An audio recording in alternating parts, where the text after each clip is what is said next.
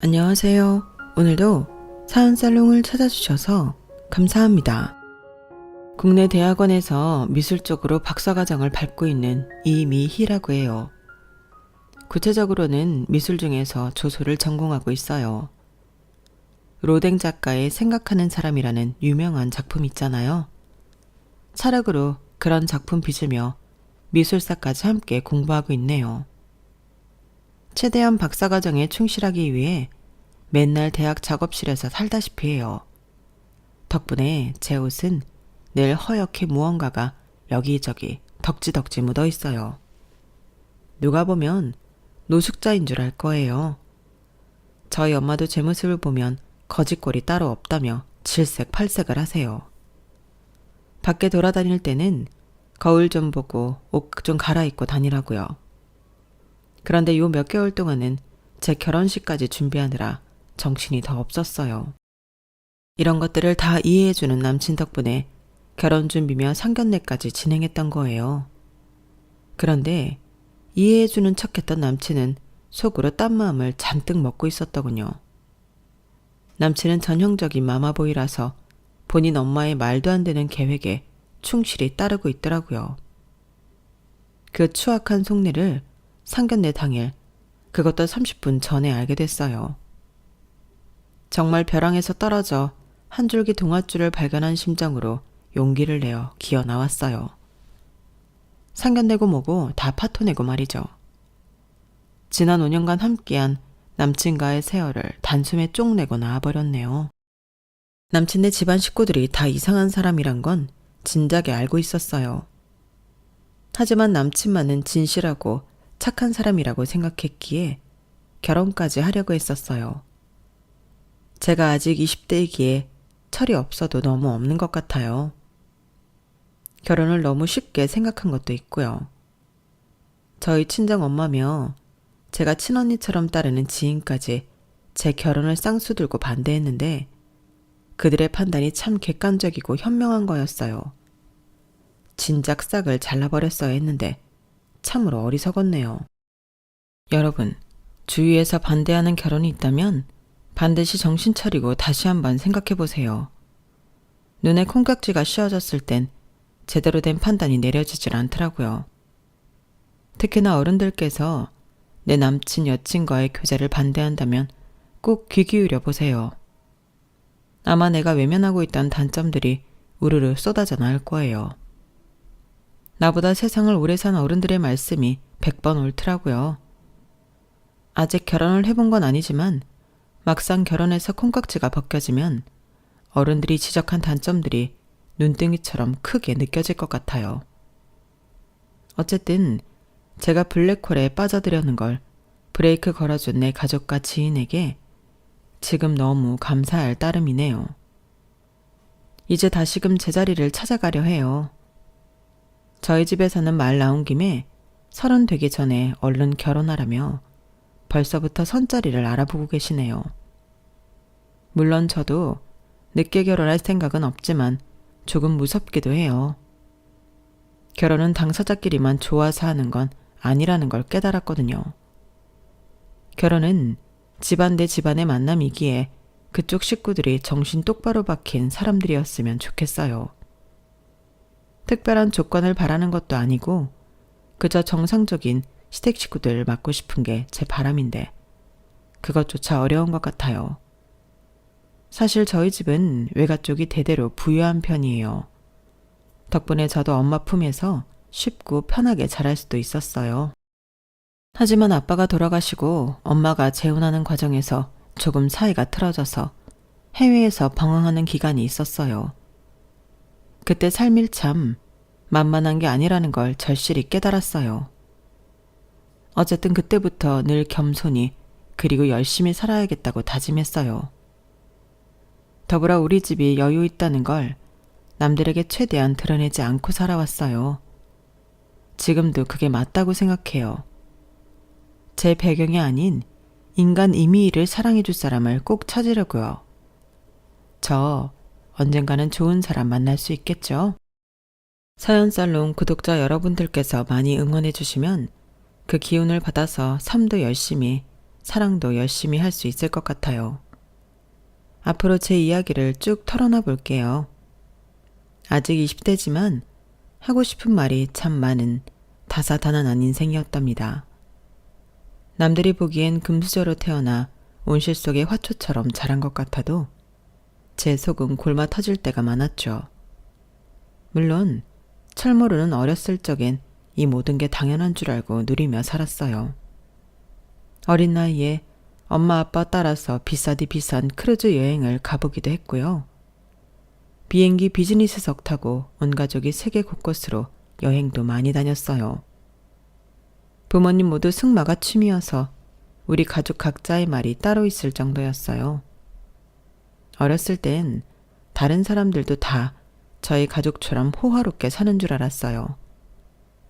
커보니 그게 아니더군요. 생각해보면 외가 쪽이 특히 잘 살았던 것 같아요. 미술 쪽으로도 조예가 깊으셔서 대대로 우리 집안에서 운영하는 갤러리가 있었어요. 엄마도 미술을 전공하셨기에 저도 자연스레 미술에 큰 관심을 갖게 되었죠. 아빠는 참 자상한 분이었어요. 외할아버지가 운영하는 회사에 임원으로 재직하며 가업 승계를 받으려 하셨어요. 외할머니는 딸만 있었기에 사위인 아빠가 가업을 물려받으려 한 거죠. 그런데 회사 일이 굉장히 스트레스가 컸나 봐요. 고작 40대 초반이었던 아빠가 암에 걸리고 말았어요. 너무 야속하게도 아빠가 아직 젊었기에 암이 퍼지는 속도도 빨랐어요. 우리 가족들은 아빠를 살리기 위해 온갖 방법을 다 동원했어요. 그래도 경제력이 뒷받침되는 집이었으니 아낌없이 돈을 투자하여 사람 하나 살리고자 한 거죠. 아빠를 데리고 일본에서도 치료받게 하고 미국에서도 치료받게 했어요. 전 초등학생이었으니 일단 한국에서 계속 학교를 다니는데 여념이 없었어요. 대신 엄마를 비롯한 메인 간병인들이 아빠 치료받는 곳에 계속 따라갔어요. 간병을 해주신 분들 중 남자 간호사 출신이었던 이 실장님이 가장 열심히 아빠를 데리고 다니며 치료받게 해주셨어요. 너무 감사한 분이었죠. 저에게 격려도 많이 해주시는 다정한 아저씨였어요. 미야, 너희 아빠는 꼭 건강을 되찾을 수 있으실 거야. 그러니 너무 걱정 말고 한국에서 학교 잘 다니고 있어. 이렇게 의료기술이 최고인 나라들을 찾아다니며 치료받고 있는데 당연히 완치되실 거야. 메인 간병인이었던 이 실장님이 이렇게 호언장담하며 절 다독여 주셨기에 저도 아빠가 건강히 살아 돌아오실 줄 알았어요.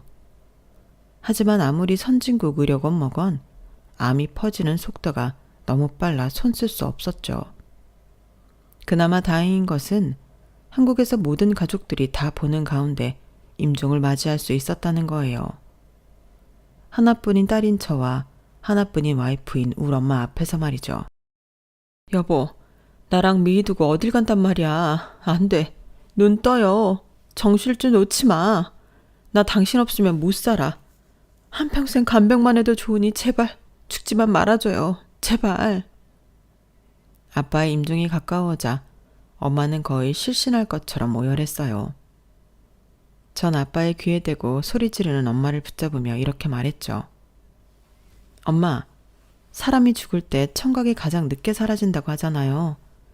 그러니 아빠 귀에 대고 그렇게 소리 지르지 말고 소근소근히 하고 싶은 말 제대로 하세요. 이제 마지막 기회잖아요. 전 아직 초등학생이었지만 엄마에 비해 이성적이었던 것 같아요. 아빠가 돌아가시고 장례식 때도 거의 실신한 엄마를 대신해 손님들과 인사도 제가 나누었어요. 지금 생각해도 제가 참 어른스러웠네요. 그런데 그로부터 6개월 후 제가 아직 이해심이 깊지 않은 아이일 뿐이라는 걸 여실히 느낄 수 있는 사건이 벌어졌어요. 바로 엄마의 폭탄 선언으로부터 시작되었죠. 미야, 잠깐만 소파에 앉을래? 너에게 할 말이 있어. 조금 있으면 어떤 분이 오실 거야. 그분과 관련된 얘기야. 너에게 조금 혼란스러운 이야기일 수 있지만 엄마가 재혼을 생각하고 있어. 외할머니랑 외할아버지한테는 모두 허락을 받았고 이제 가장 중요한 우리 미희 허락만 남았네. 아빠 떠나보내고 6개월 정도 지났으니 엄마 이제 다른 사람과 재혼해도 될까? 엄마가 너무 외롭고 힘들어서 말이야. 전 머릿속이 복잡해졌어요.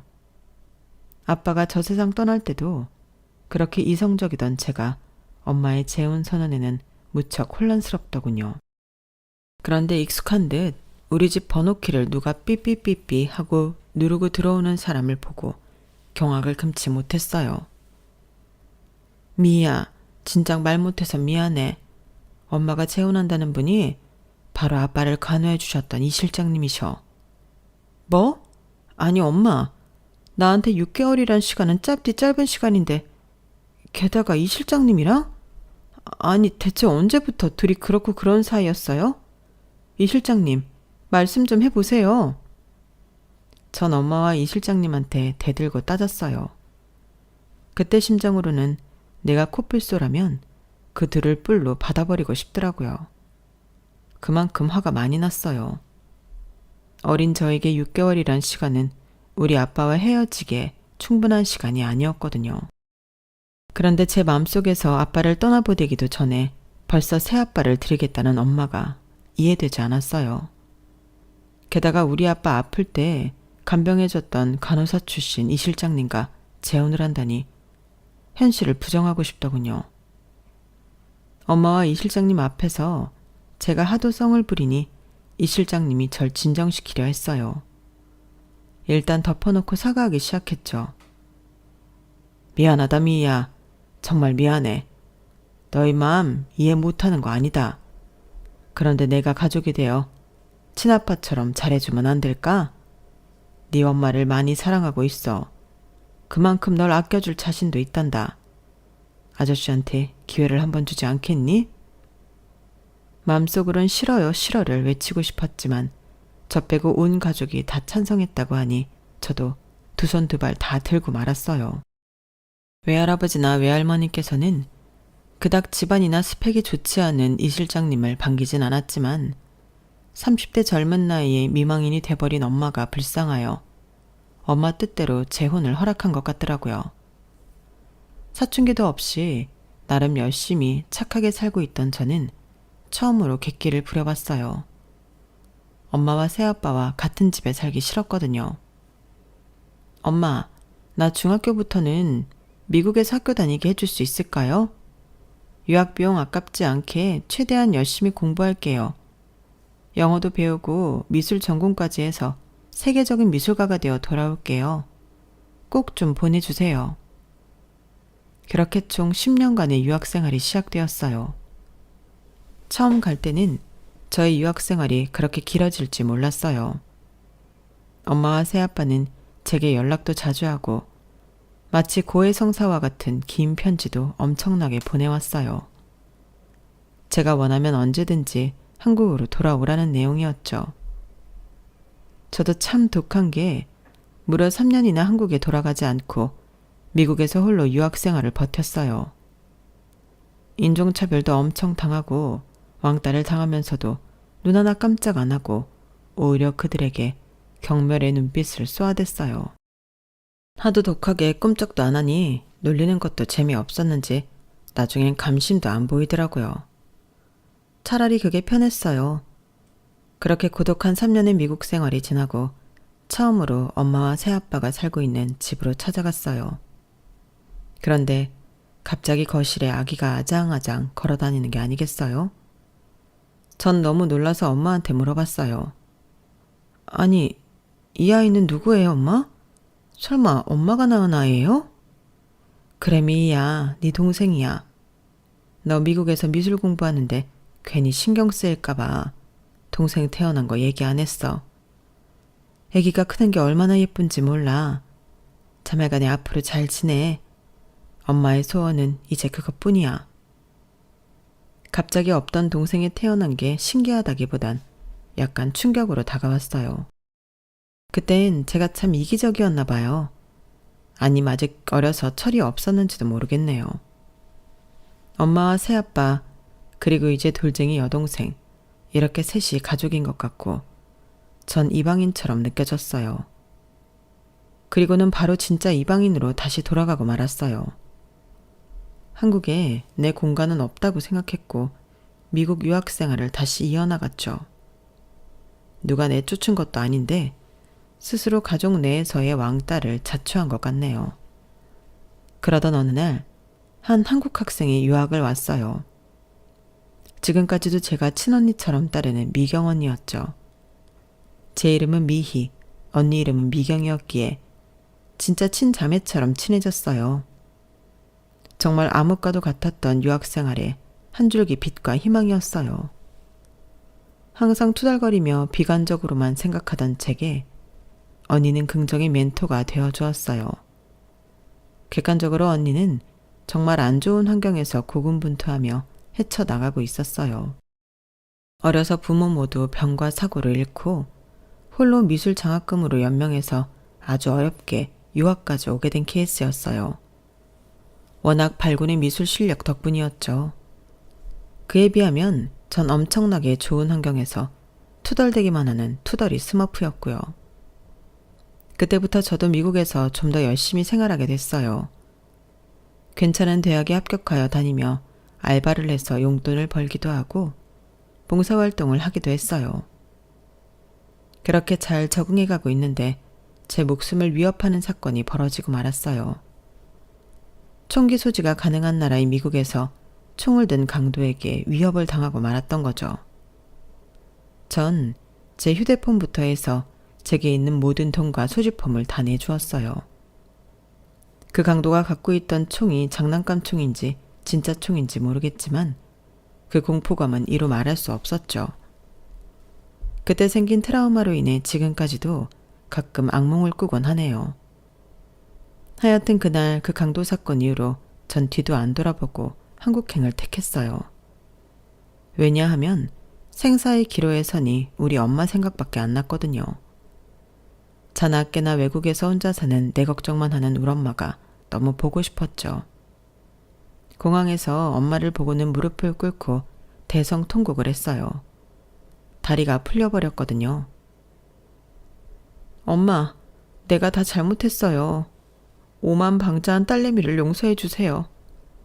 지금까지 다 괜찮은 척 했지만 미국으로 떠나는 비행기에서부터 난 얼마나 외롭고 괴로웠는지 모르겠어요. 쿨한 척한 건 다 연기였어요. 엄마 사랑해. 다신 엄마 곁을 안 떠날 거야. 그래, 우리 딸.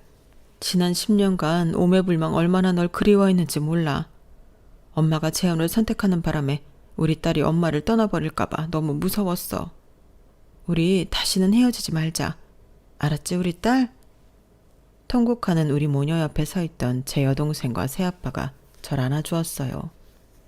이로써 새아빠와 여동생까지 모두 진짜 내 가족이 된 것 같은 느낌이었어요. 무슨 객기로 10년이나 가족 곁을 떠나 머나먼 타국에서 홀로 버텼는지 모르겠네요. 여튼 기나긴 저의 타국 생활은 그렇게 막을 내렸어요. 이제 한국에서 대학원 생활을 계속 이어가게 됐어요.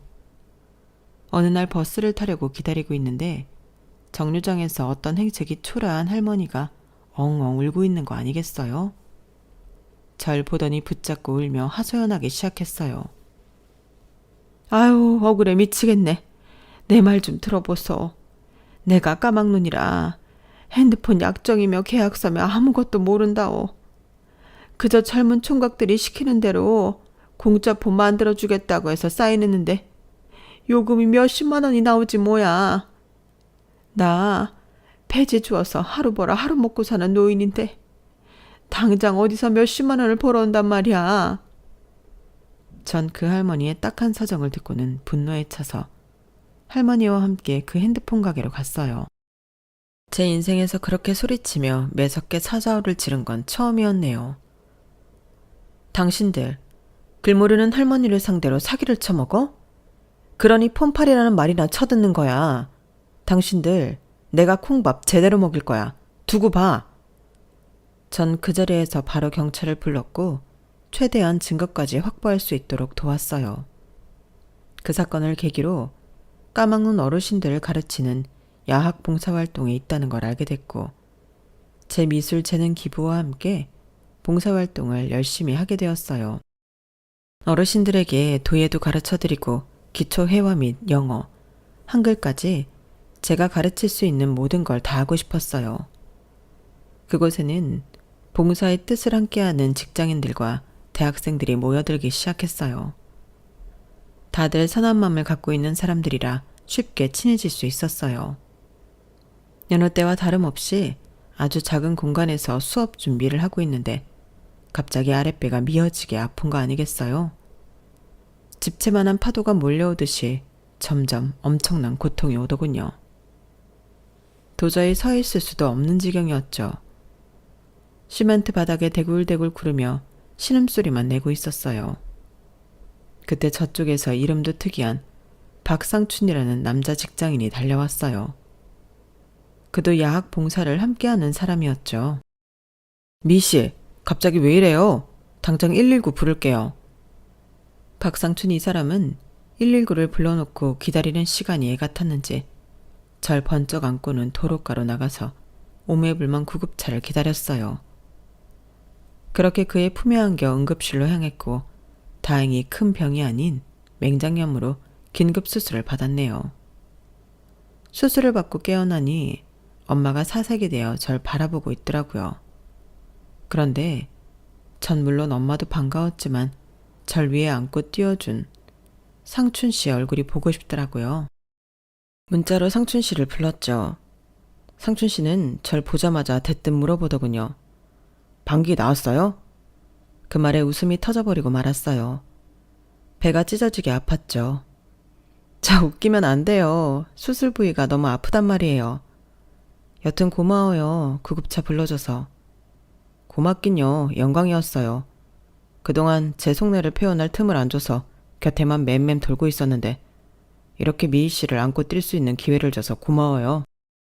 그동안 이 남자가 절 이렇게 생각하는 줄 까맣게 모르고 있었는데 갑자기 병실에서 고백 비스무리한 얘기를 들으니 뜬금없었어요. 저의 맹장염 사건 이후로 우린 친해졌어요. 저도 상춘치를 착실한 청년이라고 생각하고 있었거든요. 대기업을 다니고 있는 능력 있는 사람이기도 했고요. 20대 중반이 되도록 연애 한번 못 해본 여자였기에 연애의 맛을 경험해보고 싶기도 했네요.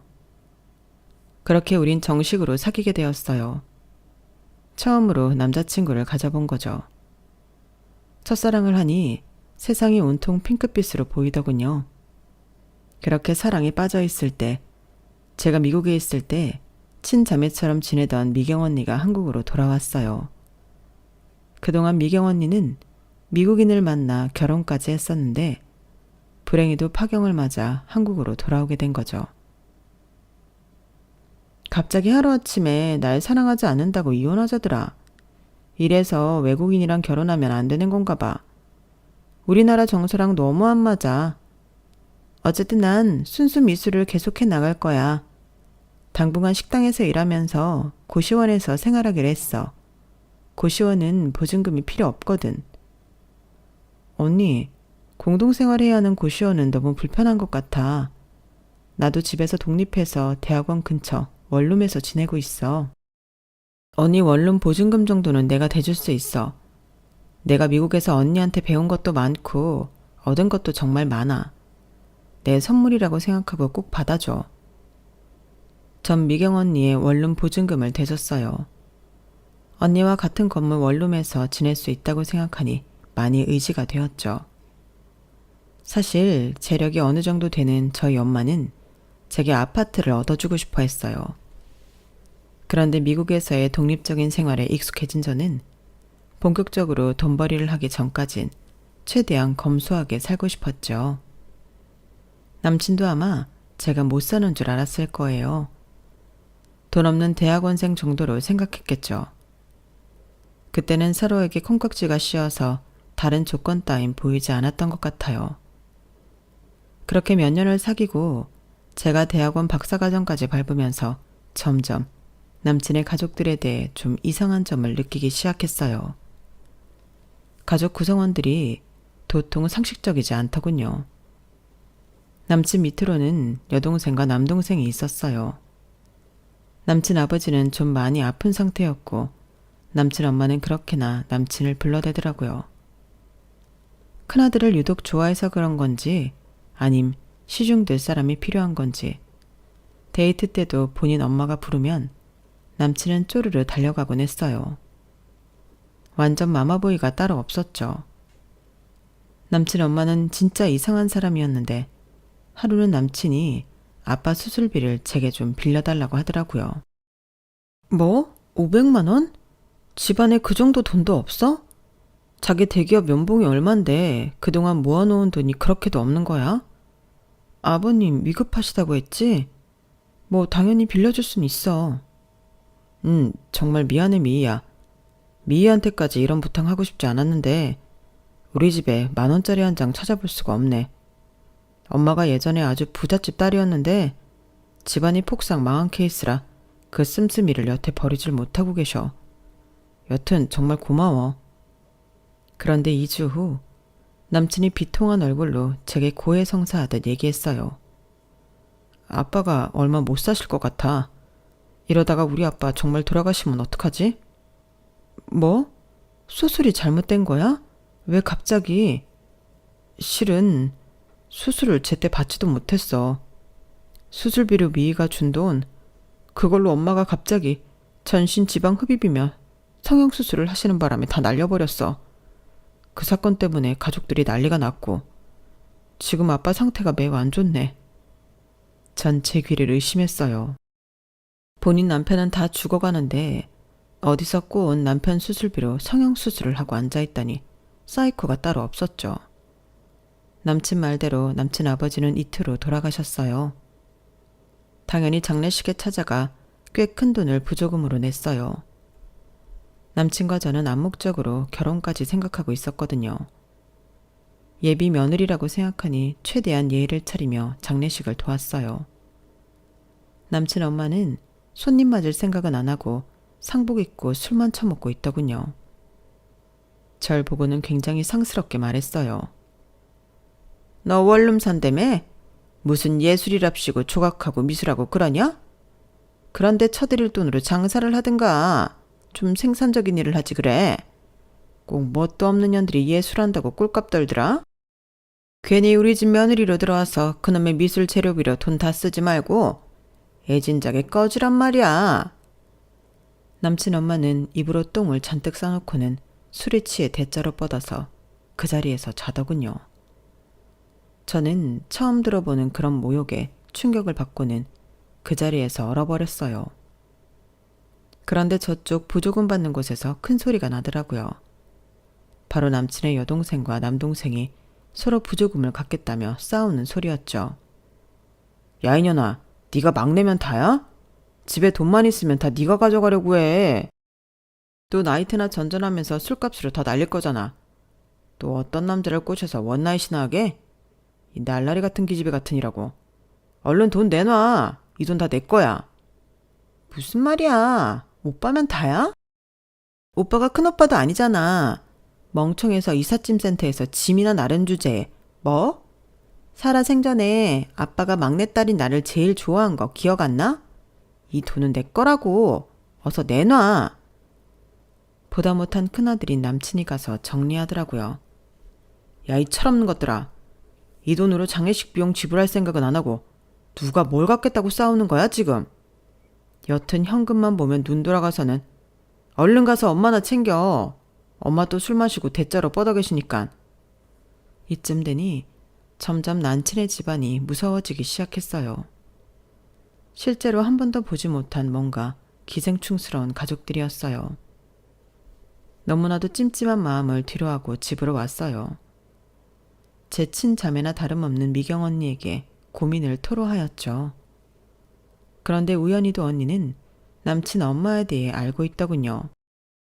너 남친 이름이 뭐? 박상춘? 혹시 그 엄마 이름이 곽숙자 아니야? 곽슈 아줌마. 맞지? 식당에서 일하는. 언니 어떻게 알고 있어? 저번에 장례식에서 가족들 이름 보니까 곽씨 맞았던 것 같아. 내가 지금 알바하고 있는 식당에서 같이 일하는 아줌마야. 아, 그 아줌마가 큰아들 자랑을 얼마나 하든지. 그 아들 이름이 젊은 사람 치고 하도 독특해서 알고 있었지. 그 사람이 너의 남친이라니? 게다가 뭐? 결혼까지 염두에 두고 있다고? 곽씨 아줌마가 어떤 여자인 줄 알기나 해? 그 아줌마가 계산한답시고 돈통에 손대려던 게 한두 번인 줄 알아? 내가 적발해서 사장한테 이르려고 하니 아주 손이 발이 되게 빌더라고. 그래서 몇 번 눈 감아줬지. 맨날 남 뒷담화에 싸움따게 아무것도 없는 아줌마 같은데 웬 자랑질은 그렇게 하던지 진짜 밥맛이야. 그런 교양 없는 아줌마를 시어머니로 모시겠다고? 다시 생각해 미희야. 이건 진짜 아니야. 미경 언니의 조언을 듣고는 저도 남친과의 관계를 다시 생각하기로 했어요. 도저히 그 집안의 며느리로 들어가 살 자신이 없어지더라고요. 부친상을 치른 지 얼마 안 돼 힘들어 보이는 남친에게 어렵게 이별을 고했어요. 당연히 남친은 절 붙잡고 대성통곡을 하며 절대 못 헤어진다고 하더군요. 저도 같이 울며 거의 부탁했어요. 제발 헤어져 달라고요. 일방적으로 이별을 통보하고 떨어져 있었지만 착했던 남친이기에 마음에서 지우기 쉽지 않았어요. 무려 1년간 남친은 절 쫓아다녔어요. 그리고는 제 생일에 선물이라며 두꺼운 다이어리를 꺼내더군요. 그것만 전해주고 돌아갔어요. 우리가 봉사활동을 하며 만난 첫 순간부터 저에 대한 편지를 적은 다이어리였어요. 참으로 구구절절하고 애절했어요. 달콤했던 연애 시절도 고스란히 적혀 있었고요. 그걸 받고는 전 완전히 항복했어요. 제 눈엔 다시금 콩깍지가 장착되었고 남친의 마음을 받아줬어요. 우리 커플은 극적으로 재회하게 되었어요. 무려 1년 반 만에 말이죠. 그동안 남친의 남동생은 속도 위반으로 형보다 먼저 결혼을 했더군요. 와이프 되는 사람이 미술학원에서 학생들 가르치는 알바를 하고 있다고 하여 더욱 관심이 갔어요. 저처럼 미술하는 사람이었으니까요. 우리가 다시 재회를 하고 남친은 바로 결혼 이야기를 꺼냈어요. 저도 결혼을 늦게 하고 싶진 않았기에 우리 집 식구들에게도 모두 알렸어요. 남친은 본인이 대기업을 다닌다는 것 빼고 집안은 별 볼 일 없었어요. 가족들은 사치가 심하고 막장 인생이었으며 남친 대기업 월급을 뺏어가기 바빴죠. 그래도 우리 집이 능력 있는 집안이고 나도 나중에 맞벌이 하면 되니까 경제적인 건 큰 문제가 없다고 생각했어요. 그리고 말썽쟁이 남친 식구들과는 결혼 후에 거리를 두고 살면 괜찮다고 여겼어요. 저 진짜 철없죠? 그땐 남친과 결혼이 너무 하고 싶었기에 그것 외엔 아무 생각도 들지 않더군요. 부모님께도 대충 그렇게 둘러댔어요. 엄마는 당연히 크게 우려를 하셨어요. 그런데 혹시라도 또 저와의 사이가 틀어질까봐 제 선택을 따라주셨어요. 그렇게 상견례 자리까지 약속하기에 이르렀네요. 중요한 자리이니 저보다 화장 기술이 좋은 미경 언니가 제 화장을 담당해 주기로 했어요. 휴일이었지만 언니는 식당 오전 알바를 끝내고 와야 했어요. 그런데 갑자기 미경 언니에게서 전화가 왔어요. 미희야, 내가 방금 카톡으로 보낸 사진들 잘 봐봐. 네 남친 엄마인 곽씨 아줌마가 아까 오전에 네 남친하고 주고받은 카톡 내용이야. 아줌마 화장실 갈 때 잠깐 본 건데 내용이 너무 충격적이라 내 폰으로 찍어놨어. 얼른 그놈하고 결혼이고 뭐고 취소해. 상견례 자리 나갈 것도 없어. 뭐? 언니 무슨 내용이길래 그렇게 흥분을 하면서 말해. 알았어. 일단 끊어봐. 내용 보고 판단할게. 그 내용이라 함은 진짜로 충격적이었어요. 그토록 착하다고 믿었던 남친이 개막장인 자기 엄마가 하자는 대로 내내 하고 있던 거였죠. 내용은 이러했어요. 상춘아, 아무래도 그 미술인가 조소인가 한다는 거지 같은 애한테 널 보내기 너무나 아깝다. 인생 한 방인 거 너 알지? 이미 잡아놓은 상견례야 뭐 대충 치르고 이 결혼은 파토 내기로 하자. 그리고 엄마가 예전에 말한 대로 48세 애 딸린 이혼녀를 한번 만나봐봐. 늙어서 이제 더 이상 애는 못 낳는다고 하더라. 근데 그 여자 재산이 무려 180억이래. 얼른 혼인신고해서 몇 년 살아주는 척하다가 이혼하면서 재산의 몇 프로만 받아도 그게 어디냐. 그때 젊은 여자한테 갈아타서 애도 낳고 제대로 된 가정 꾸리고 살아도 늦지 않아. 사람은 똑똑하게 살아야 하는 법인 거야. 알았어요, 엄마. 우리 집이 워낙 어려우니 우리 식구를 위해서 내가 희생하죠, 뭐. 엄마가 그렇게 원하시는데 큰아들로서 그거 하나 못 해드리겠어요. 일단 오늘로 약속한 상견례 자리는 나와주세요. 동생네 부부도 나온다고 하니. 전 남친에 대한 배신감에 부들부들 치가 떨렸어요.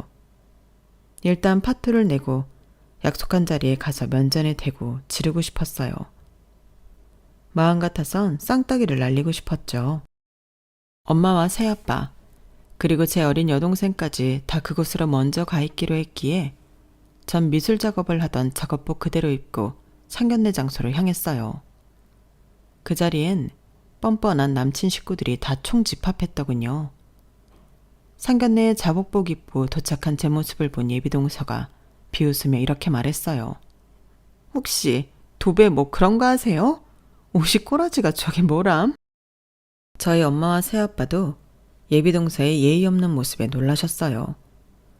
전 도배사가 아니라면서 명함 한 장을 내밀었어요. 저희 엄마가 운영하는 갤러리 명함이었죠. 미술학원에서 알바 나부랭이 한다면서요. 나름 유명한 곳인데 이 화랑은 알려나 몰라. 이 화랑 대대로 우리 외가 거예요.